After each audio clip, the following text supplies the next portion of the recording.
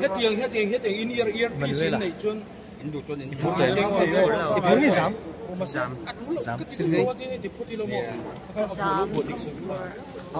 Kamera ina. Thì do cái winner.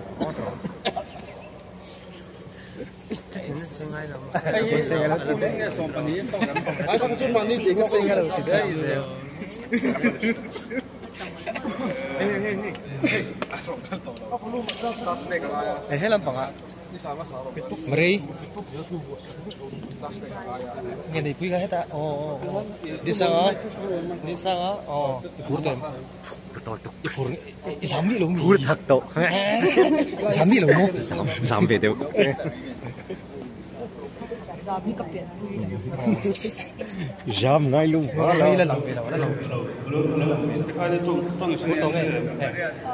Là buổi chất. hay vẫn đang bán đi một câu là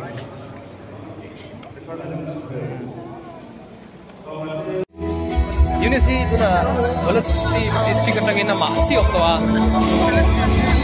Ang isak doon? Longaron. Bondon. Nepui bondon ng tukrego to. Bondon nyo. Mibon pati. Bondon. Hey, offense kanya. Jadi to test kan na ilaw. Siya pa ko'y bonte may niya. Unisi na nga, meron ka ni. Intin mo i-result siya dahil ha silap eh. Uy, yan. Semua ke juangan itu, jualan, hei, cingin hei nanti aku mahal. Ani mu, kita enveng hal ni, cuma signal lau ah, uy. Atu kay chole ngal tina. Oh, atu aku chole ngal. Kalau sipin miso idol kan na ito ne. Kalau sip districtin. Di sa kan herlok te. Inung ati long kalok. Oh. Ni pala may siya po. He, minti tim kalau. Ay, ganyan doy po. Sinte, voice exercise too. Oh, hey, voice exercise. Abeg daw na ni. Nang macho video to gospel singer. Marine. Marine. Hey boy to. Tresangi.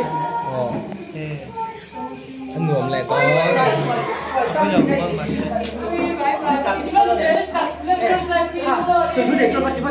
Oh.